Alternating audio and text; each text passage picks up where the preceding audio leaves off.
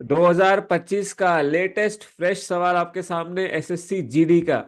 जब नंबर 7807, 8022 और 8667 को सबसे बड़े नंबर x से डिवाइड किया जाता है तो हर केस में रिमाइंडर सेम रहता है। आपको बताना है x के सम ऑफ द डिजिट्स क्या होंगे।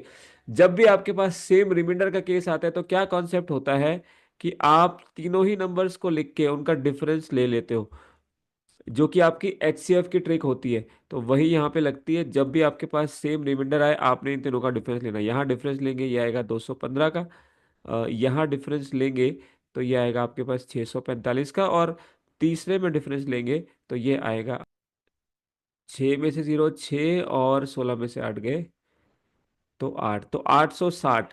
तो अब इन तीनों का आपने क्या ले लेना है, एचसीएफ ले लेना है, वही आपका एक्स हो जाएगा। तो आप देख सकते हैं यहाँ पे कि इन तीनों में ही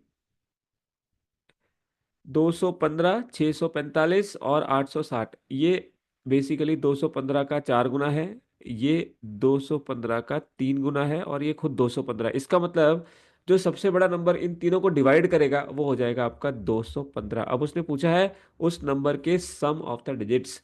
इसका मतलब इन सभी को ऐड कर लीजिए, इसके डिजिट्स को, इसके अंकों को ऐड कर लीजिए। तो 2 + 1 3 और 5 8, यानी कि आपका आंसर हो जाएगा ऑप्शन ए।